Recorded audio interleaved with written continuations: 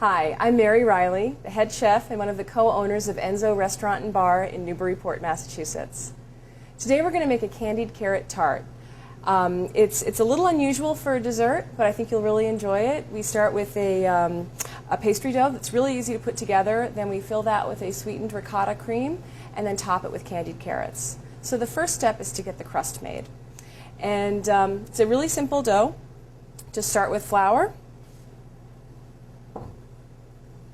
some sugar and salt,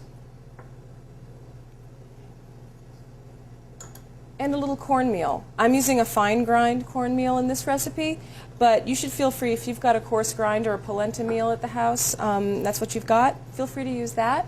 It'll just be a little grittier. I'm also going to combine some water and some heavy cream, and that's going to be our liquid for the recipe. And then adding butter. It's been cut into cubes and it's cold. And you can do this dough in a food processor, but it's so easy to put together, I wanted to show you how to do it by hand. And it's sort of a motion like this with your thumbs, where you're basically pushing the flour and the butter together. And this is a process called cutting in. Some people do it with 2 knives, other people have a pastry cutter, other people use a food processor. So use what you've got. Once you've started breaking up the butter, I also just start to rub it between my hands, sort of like you were cleaning your hands off. And that also starts to work the flour and the butter together. So I'm going to do this until I have the flour and butter evenly distributed into fairly evenly sized pieces. I want them to be about pea-sized. And one thing about this dough that's really, really great is it's pretty easy to make. You'll see we'll have this together pretty fast. It freezes remarkably well. So it's wonderful if you have the time and you were going to fill out the food processor, or you wanted to do some nice handwork and just have something to do with your hands for a while. Make a double, triple, or even a quadruple batch of the dough and freeze it. So I've got a small range of pieces, but we're about pea-sized throughout. And just take a rubber spatula and the liquid that we stirred together, put them together, and just fold that liquid in. This dough is fairly wet. Don't think you messed it up because it's too wet.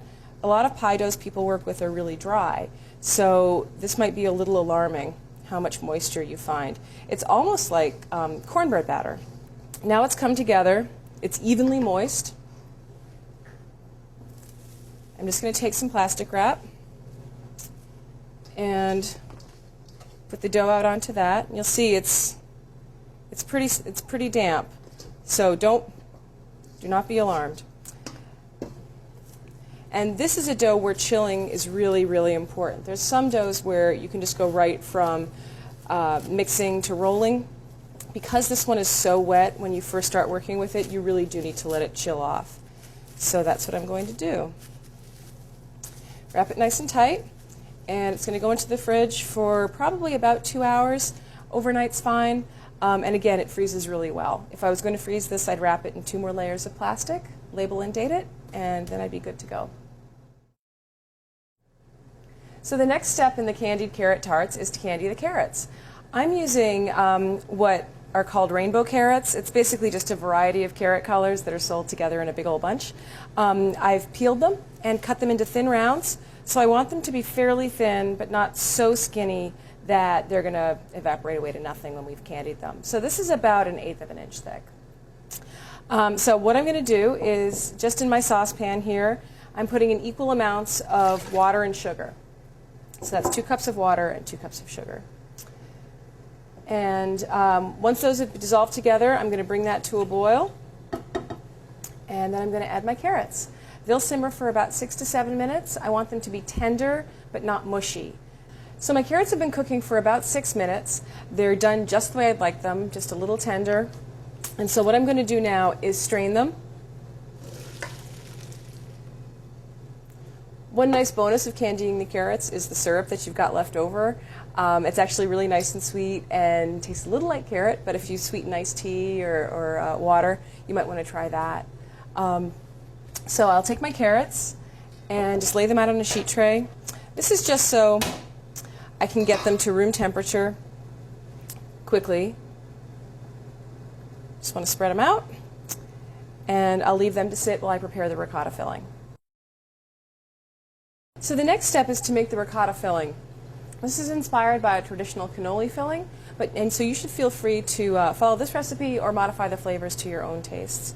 But I've got ricotta here in a bowl, and I'm going to add sugar. Depending on what I'm topping the recipe with, I'll modify the amount of sugar I'm using. For this recipe where the carrots are going to be fairly sweet, I'm going to keep the sugar level down. So I'm starting to whisk the sugar into the ricotta. I'm also going to add about a tablespoon of brandy, and then some orange zest, and I'm going to zest about half of the orange.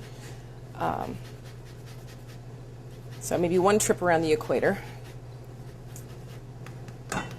And then I'm also going to add a little nutmeg. And a lot of folks own microplane zesters. They don't know that they make really fantastic nutmeg graters too. So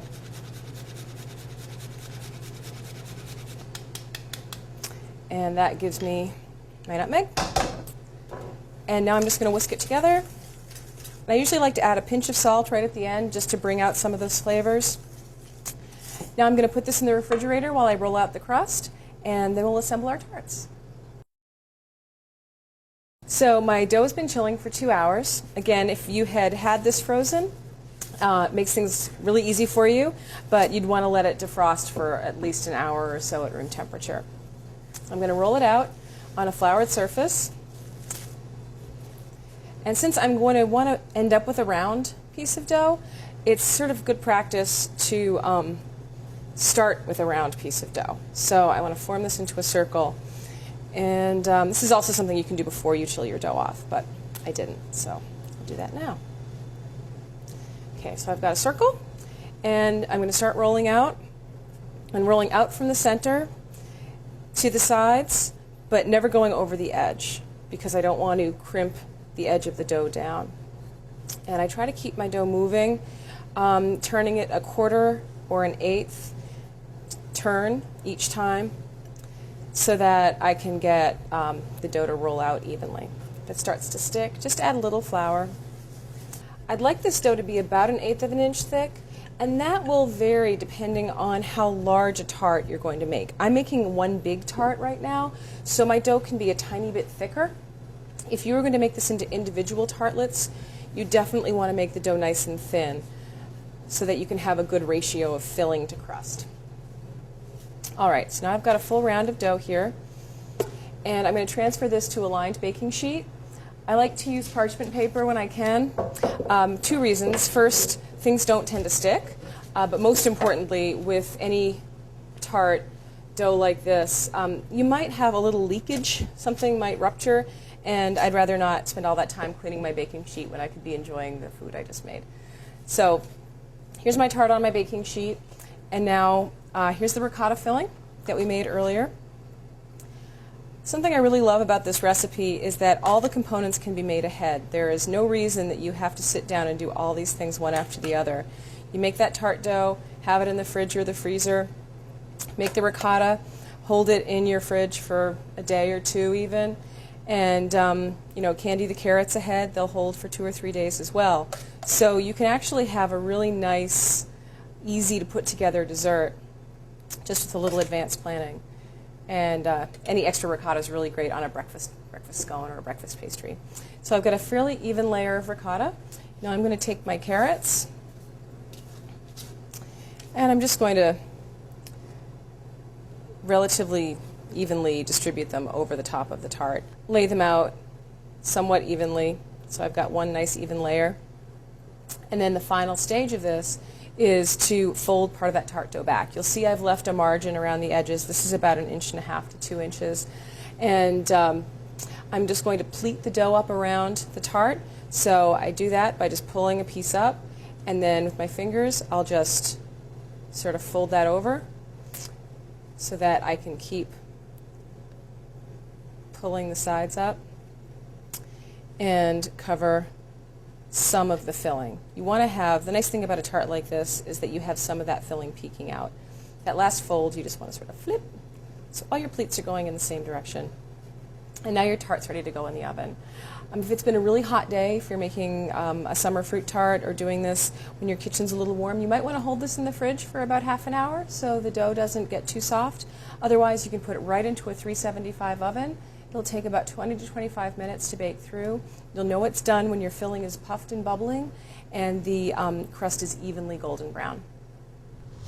So these are a few more tarts I baked off. I used the same amount of dough and I got 1 medium-sized and 2 small tarts. So know that this dough is really versatile and you can make one large dessert or several small ones for you and your family to enjoy.